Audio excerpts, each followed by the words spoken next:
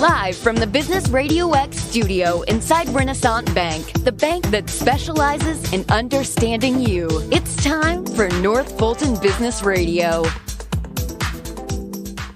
And hello again, everyone. Welcome to another edition of North Fulton Business Radio. I'm John Ray, and we are coming to you from inside Renaissance Bank, inside our Business Radio X studio here. And we're excited about our partnership with Renaissance.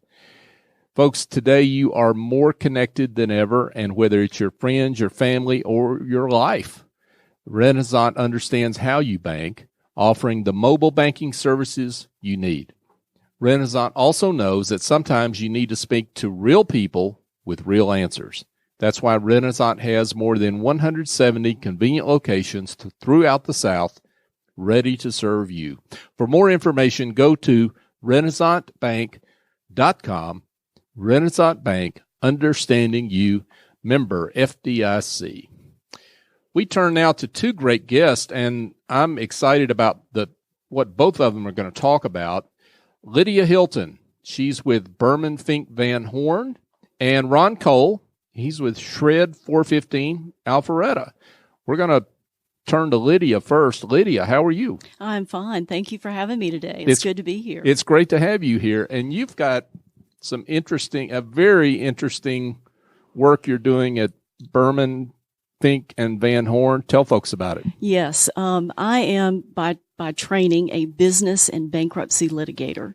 And so my practice over the years has been working with companies that either need to make changes, want to make changes, or want to start. And a few years ago, someone asked me to help them do something in aviation, to help them get some exemptions related to flying unmanned aircraft. And I did so. It seemed like an exciting area to be in and would make good use of my business skills and business experience. And so I stayed in that field, and I'm happy I did. And when the phrase that we know most is drones, as right? So we're talking about drones here. Yes, that is correct. Yeah. The word drone is somewhat of a generic term. It's like saying I own a camper or I own a boat. Right. It doesn't really tell you the size of the drone, its value, what you use it for. And so it's perfectly fine to use that to describe anything from a Predator to something you get in a cereal box to something you buy from the hobby shop. Right. The formal statutory definition is just any aircraft that can be operated without the possibility of human intervention on or within the aircraft. So it's perfectly fine to say drone. There was, in the early years, the FAA was wanting us to be a little bit more sophisticated, and they pushed back, and they did not want us to use that word, but they finally basically just gave up. Sure. And so there are drones out there. I got you. So give us a sense of who owns and operates drones, why they do that, as maybe a prelude to talking about some of the legal work you get into. Okay. Pretty much anybody who's over the age of 13 can fly drones, and I say 13 because that is the age at which a person may register their drone or register themselves with the FAA, the Federal Aviation Administration. But generally, anybody can fly drones for pretty much any purpose. And so my teenage son can fly a drone. He can. No wonder you have a big legal practice. Okay. So sorry, I had to insert that. That's amazing, though. Seriously. It is. Yeah. No, what we are talking about today, when most people think about drones, are what we call small unmanned aircraft. Right. And that is aircraft that are under 55 pounds, fully loaded at takeoff, but more than 0.55 pounds. So the FAA and regulators are not concerned with anything that's under 8 ounces, 8.8 ounces. So anywhere between that amount and 55 pounds, that's what we talk about small drones being regulated. And what you need, the rules and regulations and how you need to fly vary depending on what you want to do with the drone. The drone operations are generally categorized in 4 ways. There's public operations, which for our purposes today is government. Fire departments, police department, military does their own thing and totally regulated by the military, Sure. not the FAA. Right. Most people are what we call commercial operators, and they are doing it. They are flying for some purpose other than pure fun, other than just, I like to see it fly and that's what I want to do. And they are regulated by something that's called Part 107 of the federal regulations. And, they have a certain set of rules they have to fly by. Purely recreational operators, perhaps your son, perhaps anybody, have a slightly different set of rules that they are required to follow. But everybody that flies has to register their aircraft. There has to be a pilot operating the aircraft. Somebody has to be in control in it. You need to have insurance, and that's important. Mm-hmm. Your homeowner's insurance is most likely not going to cover aviation. Drone is an aircraft, and your homeowner's insurance may well have an aviation exclusion. Similarly, if you're flying for business, you need to double check that you have actual aviation insurance. Your general liability policy probably does not cover that. So those are the things that you need to think about. Wow. Something tells me there's a lot of folks out there using drones because they're real easy to acquire and to use, but that don't know any of this. That is correct. I was thinking as coming in today, summer's out. Everybody says my child needs a summer job. Call the local realtor, and that is not a good idea. You want someone that you're using for business to be insured. You want to have a written contract that deals with indemnity issues, consequential damages, and all sorts of things. The FAA has actually issued a statement or interpretation that if something goes wrong and the operator crashes, the person that hired the pilot is liable, and often more liable than the person actually flying the drone. So it's not something to be taken lightly. I need to tell our listeners, hang on, you'll get Lydia's phone number shortly, and you can call her to get out of the ditch that you may be in with this. Wow. So this is timely information because there are a lot of folks out there. They may be real estate agents. They may be folks that own a business that have hired a videographer, let's say, to do some video work for them that have this issue. Yes, and I hear that all the time. People say, well, do I need a license? Do I need to be a Part 107 remote pilot? And I say yes, and then, you never hear from them again because you figure they've just done it on their own. And that's a very sore spot between legitimate service providers who are licensed, insurance, have insurance and do it the right way, and they feel slighted when somebody who's not licensed comes in and charges $5 for something that they charge more for.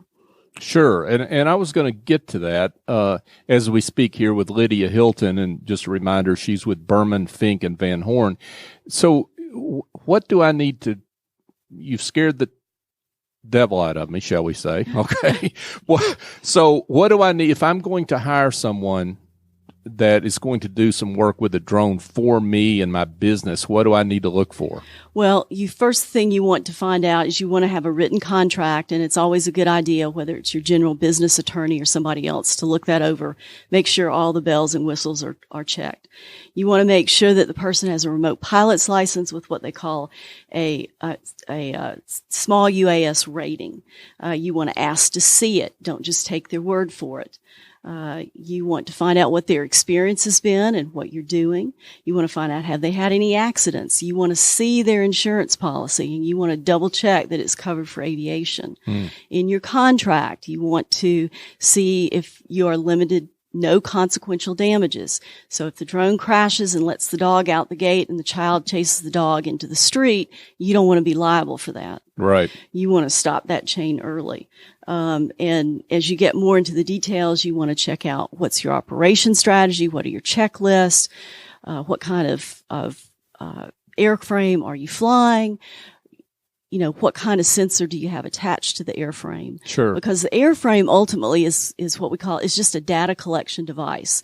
It becomes useful when you attach a sensor to it. And a sensor is just anything that your own senses do. Something that you hear, see, smell, touch, or taste. There's a sensor for that somewhere, and you can get that information and do whatever you want with it. Which brings, let me just interrupt real quick, sure, brings up the data protection issues. Yeah, I was going to ask about that. Thank you. Yes, your drone does collect data, and if you are collecting it for someone else or someone else is collecting your data, you want to make sure you know who owns it. You want to make sure how it's protected, how it's stored, what happens to it. And if you need privacy policies, in California now we have a very robust privacy, data privacy laws, and you want to make sure if you need to comply with that or not. If you do anything internationally, you have the European data collection issues. So it doesn't have to be that complicated. You just want to make sure if it is, you're doing what you need to do. Right. Now, two quick questions on that. So just to follow up on the insurance part of it or the liability part of it, right. Even though you may have that contract with that drone provider, shall we say, or that pilot, you're still liable, even though they've got insurance, and even though that may be perfectly valid and all and appropriate and all buttoned down, it sounds like you still have some liability. Well, how that liability flows can get subtle. If you have truly contracted that out, there are ways to box in that liability so that person is assuming all the liability. What happens is that person wants to shift it back to the person that hired them, and that's what you want to look out for. Another reason to be in touch with Lydia Hilton at Berman Fink Van Horn, right? So she can help with that. So on the data privacy question, though, back to that. So obviously drones are in the air. They're collecting a lot of data, maybe collecting data on folks that don't want their data collected, right? Possibly. Possibly. How does that work? How do you cordon that problem off? Well, there's a couple things, and a lot of this is a lot of these best practices have been developed by the utility industry because they are a huge user of small unmanned aircraft to inspect cell towers, to inspect transmission lines, to string transmission lines after a storm. So one of the things you want to do if you have a camera is you want to be able to say where that camera was pointed. And so the data that the drone collects, you can say my drone was, 90 degrees down looking at the transmission line. It was not looking at what you were doing on your property, 180 degrees the other direction. Sure. So there's issues like that. There's also post-collection issues. Look at the data if you need to. There are some types of cameras that can fade out the edges of the picture. Then there are, if you're collecting sound or if you're using radar to perform 3 and 4D pictures, there's ways to limit that. And then it all depends too on how long you collect it, how long you keep it, what you use it for, that sort of thing. Gotcha. Now, I know you do some work. We were talking before we came on about unwanted drones. So those folks that are maybe on the other side of that have concerns about drones causing issues with them and their business, their property. Tell us a little more about that. Well, most folks, the few studies that have been done, people are very happy for drones to do their, collect their data. The higher the purpose is, if for saving a child or finding someone that's lost or arresting somebody, they generally don't have problems with it. They get nervous when they don't know who the drone is. They don't know what it's doing or why it's there. And they also get nervous if the drone is somehow interfering with their use of the property. And that can happen if someone has livestock, if someone has animals on their property. It can disturb the animals. It can cause them to bolt and things like that. So there are things that you can do. The general rule is, and FAA tells law enforcement this, if the drone is on your property and you don't like what it's doing, the first thing is take the drone out of it. What is going on that you don't like? And if there's a crime there, if there's a peeping Tom, if there's harassment, the drone is the technology being used to perpetrate the crime is not relevant. There are still, we're still ferreting out exactly how much property interest you have in the airspace above your property. There's some people who say no, and that's probably incorrect. You do have property rights in the airspace above your property. Mm-hmm. We're just not clear how high it goes. Right. And so there's nuisance claims, there's trespass claims, there's notice issues. And of course, once the drone crashes on your property, that is a traditional trespass. It's that property's hit your land. And that's so then you have to deal with returning the property and, what to do with the drone, and all sorts of things. It's interesting stuff. Right. Lots of issues. So talk a little bit about where the regulation of this is going. Because this strikes me as one of those areas where the technology, like a lot of things, the technology is way ahead of the regulation. Absolutely. Okay. The FAA so far has issued one set of rules about operating, and the industry, and what I mean by that is people who want to do delivery services, people who want to fly beyond where you can see the drone. They're very anxious to be able to do those uses. As a caveat, most batteries only last 30 or 40 minutes. So that part of the technology, the battery life has to catch up before we're going to be flying for 2 or 3 hours on small unmanned aircraft. But as far as regulations go, we're still not beyond visual line of sight, not at night, without special exceptions. And so it's relatively limited. There are new rules that have been proposed to allow more flights directly over people. Currently, you're not supposed to fly over people at all unless the person is in a stationary vehicle or directly involved in operation of the aircraft. And the rules for flying over people are based on how much force the drone would cause and how much damage the drone would cause if it hit someone. Industry is dissatisfied with that. So we're just right now waiting for those regulations to come forward. The big issue is national security. We need something that's called remote ID, which the easy way to think about it is an electronic license plate, where you would, one proposal is you take your phone, hold it up to the drone, and the person's name and address and who they are would come up on it because it would emit a signal. And my understanding is that Homeland, National Security Association, all that group, they're not going to allow drones everywhere integrated into the national airspace till they know who's up there. Sure. That makes sense. So those are the kinds of things that stop us. One of the things that I think people don't really appreciate is by statute, by federal law, no agency, FAA, anybody else, they can't make rules unless they have data to back up the rules. And so we're still trying to collect the data. And so part of the problem is FAA doesn't have enough information and other agencies don't have it. And it just takes a long time and a lot of money to get it. And at the same time, things are moving quickly in terms of both at a state level too. I mean, yes. We don't have time to get into all that, but the point is people need to be in touch, depending on what they're up to. Yes, you want to be educated. You do not want to, this is not something you want to find out the hard way. This is not an area where you can just beg for forgiveness later. Yeah. You want to be upfront because even if it's not likely that something goes wrong, something can go wrong. And all of the personal injury cases that I'm aware of, most of them have involved people having eye injuries, either losing eyes or losing sight or having damage to their eyes because of the propellers. So when something happens, it can be unpleasant. For sure.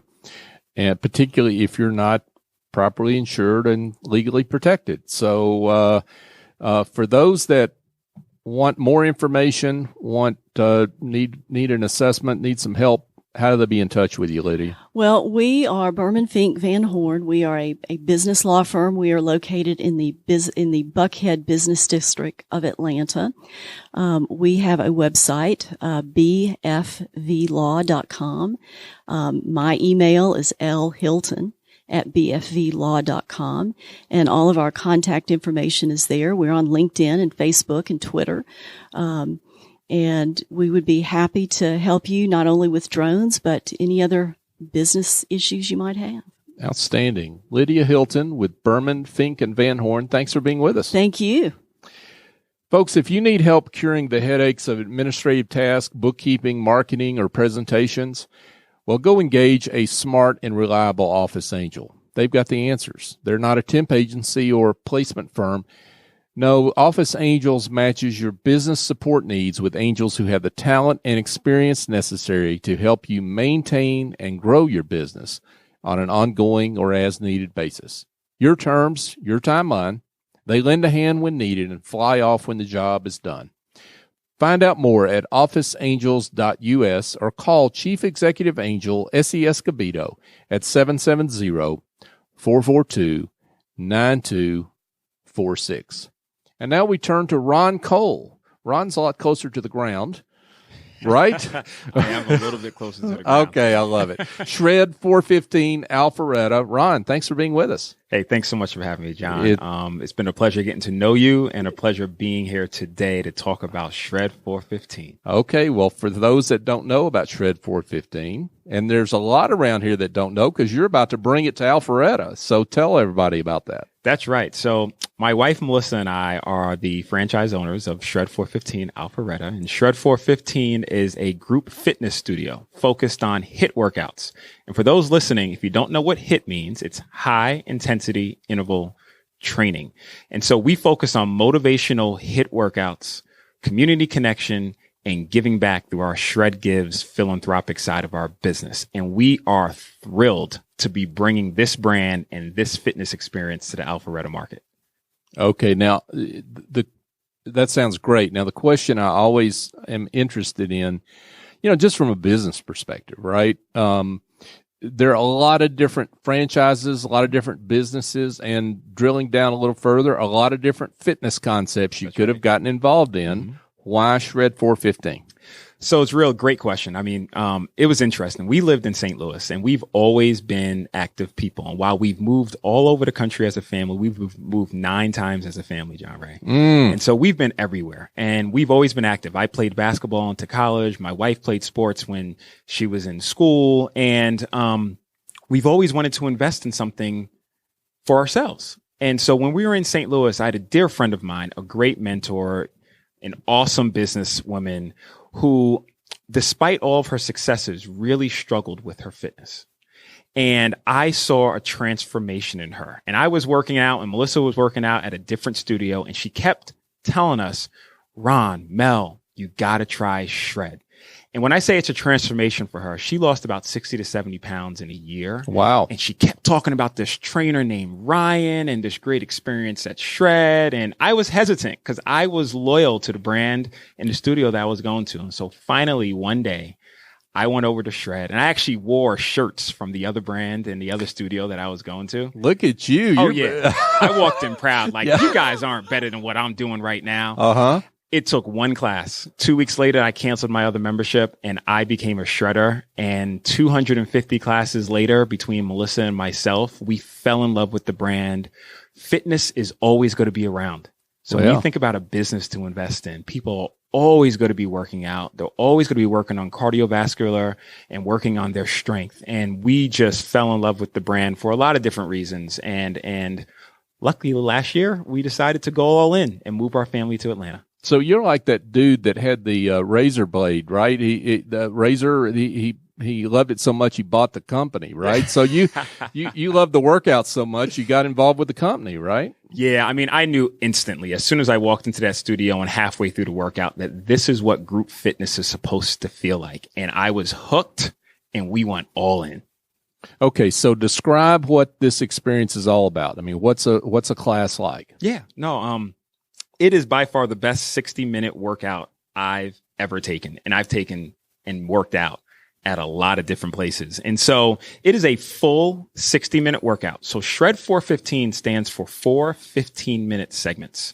So we are going to alternate between treadmill drills and strength work for a full 60 minutes. So John, when you come into that studio, you might start in the treadmill or you might start on the floor doing strength works, but you're going to switch back and forth. That 60 minutes is going to fly by and you're going to get stronger. You're going to get faster. You're going to be supported by a community of people that you don't even know yet are going to become some of your best of friends. And that's what a shred class is like. And so it's really interesting. It's hard to explain without being in one, but you walk in, you start warming up, the trainer's talking on a microphone, and they tell you we're about to start in about 30 seconds. And then the lights dim, a chime goes off, the music revs up, the trainer's voice, you hear a difference. There's a different edge. There's a different intensity that hits. And then boom, you are in for 60 minutes of high intensity interval training with more energy than you can possibly even think about until you get into a class. Wow. I can't wait to get you there, John. Yeah, I'm just hoping to get through 115, much less 415. But anyway, we'll that's another subject. So, so this sounds a lot different than obviously the do-it-yourself fitness model. Absolutely. Where you come in and you're kind of on your own. But then there's some other models out there that they have their own way of doing things with trainers.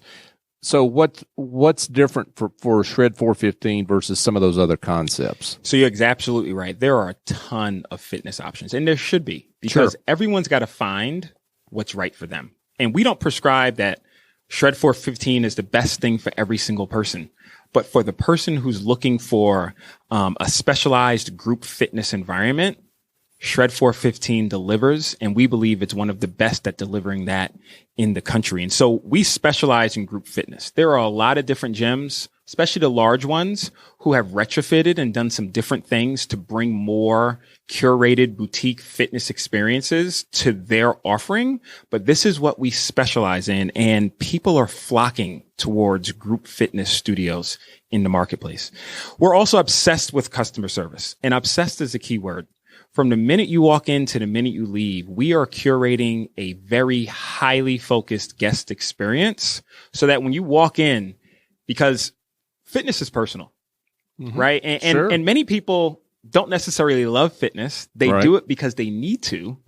So we want to make sure that we provide you the best experience possible. It is a full 60-minute HIIT experience. There's a lot of different places for a lot of different reasons. Not wrong or right, just different. Where you walk in and you say, it's a 45-minute workout. You really work out for 25 minutes because you're standing around. I like to call it the bounce effect.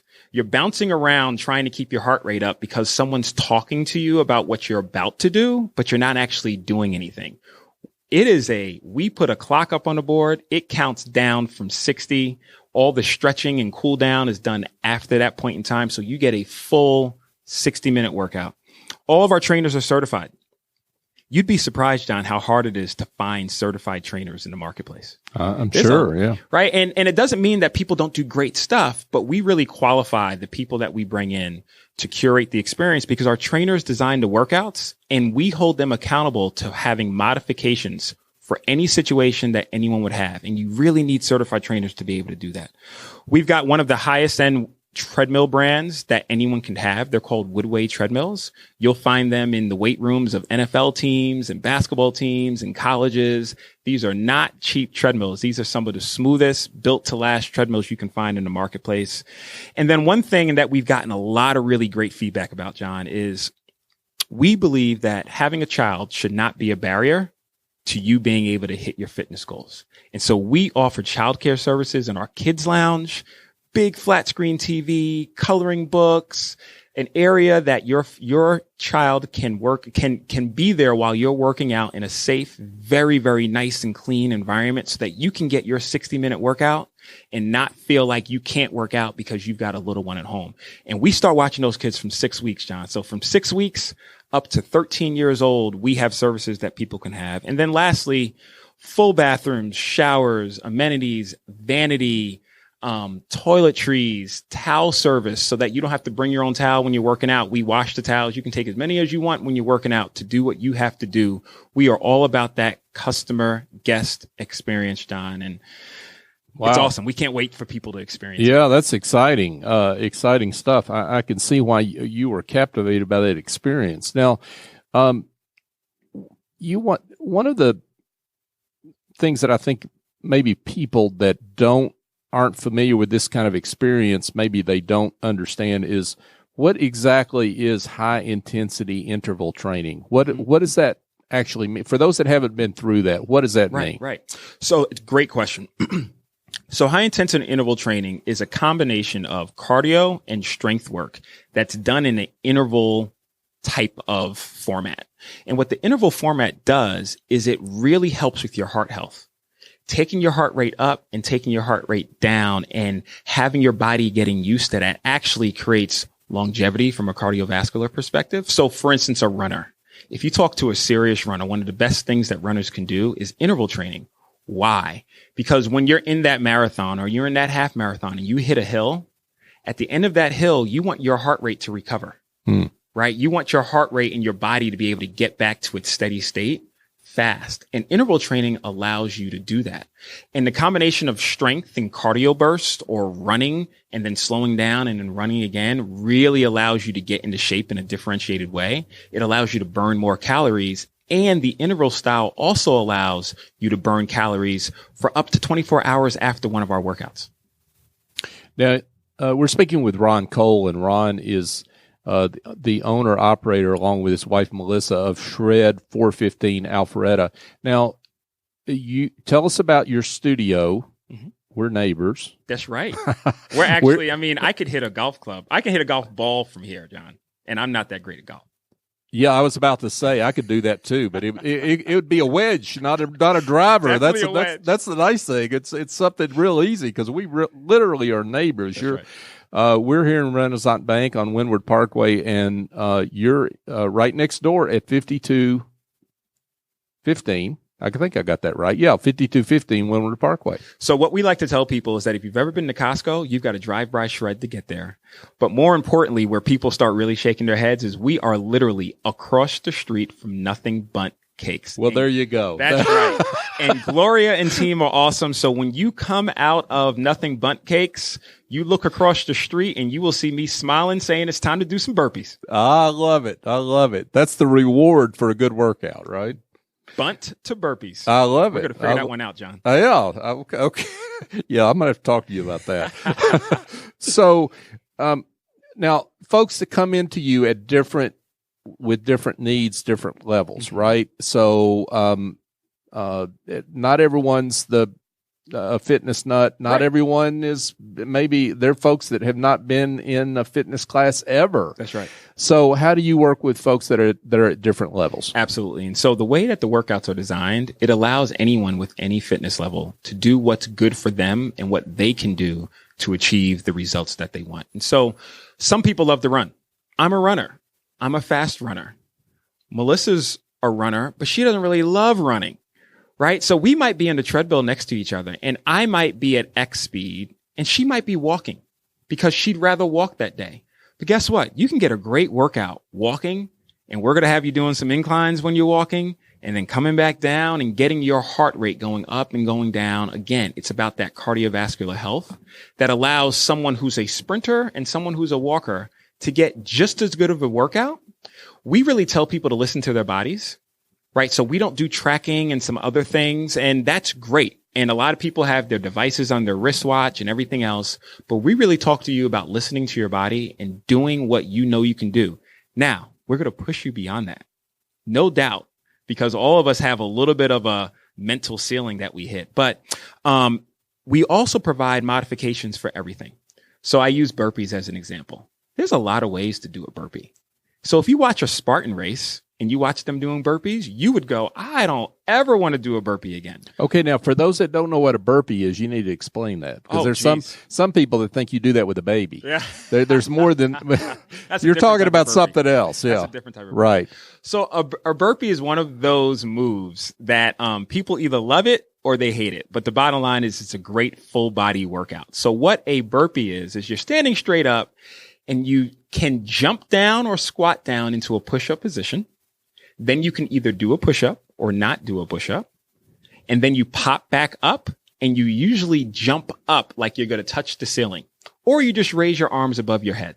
Now, there's a lot of different ways to do a burpee. And so what we would do is we would modify that depending on someone's fitness level. So someone like me, I'm going to jump down, I'm going to kick my legs back, I'm going to do a push-up, I'm going to jump back up, and then I'm going to do a jump squat and tap my knees. And people go, Ron, you're really, really extra. Oh, dear. Okay. But then, like, if my mom was doing a workout, I would tell my mom, squat down, step your feet back in, stand up, and clap at the top.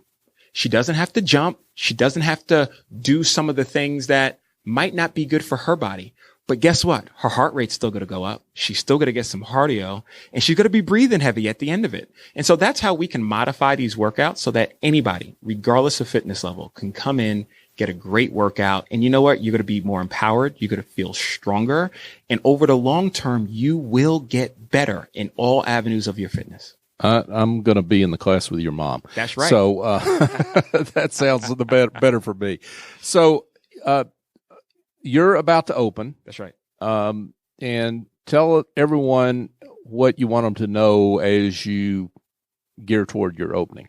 Because you're already signing people up, though. Oh, yeah. Right. Oh, yeah. There is a small army of original shredders. Cool. The shred fram is growing, and it's growing fast. We have gotten such a great response from the marketplace. So here's what I would tell you to do. First, go on to Instagram or go on to Facebook and follow at Shred415 Alpharetta. We are very active on social media, especially Instagram. But between Instagram and Facebook, you have to find us. Additionally, if you want to look at our website, you can go to www.shred415.com. That will give you the page to the main brand, which has been around since 2011. We are not a new brand. We are just new to Alpharetta. Mm-hmm. Lastly, you can give us a call. We're at 470-413-8933. We are doing pop-up workouts at Cogburn Road Park every Saturday until we open. So we're opening in 6 weeks, John. We've got great opening deals right now because the best deals we offer are before we open. Please come and join the Shred Fram, become an original shredder, get a great shirt, and just be a part of something that truly is going to bring a whole new energy to the fitness scene here in Alpharetta. You know, Ron, I wish you'd get some enthusiasm, buddy. I mean, it would be, no, this is great. I mean, I love enthusiastic, owners and, folks that are passionate about what they do. And it's great to have you here. Ron Cole from Shred 415 Alpharetta. Thanks for being with us. Hey, thanks for having us. Great to have you. So folks, I want to, just point you again, I always do, to our website. You can listen to this show and any of our shows that you may have missed along the way at northfultonbusinessradio.com. You can check them out there, or you can find our shows out there on all the different podcast apps, Apple Podcasts, Stitcher, TuneIn, Spotify, Google Podcast, a lot of them out there. You can find us there by searching North Fulton Business Radio. So check us out there. You can find us on Twitter and Facebook at North Fulton BRX. So for our guest, Lydia Hilton from Berman, Fink, and Van Horn, for Ron Cole, Shred 415 Alpharetta, I'm John Ray. Join us next time here on North Fulton Business Radio.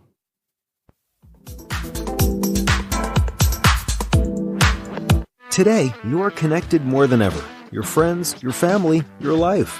And banking is what you do on your time, anywhere you like. Renaissance understands how you bank, offering mobile banking services you need. At Renaissance, we also understand that sometimes you need to speak to real people with real answers.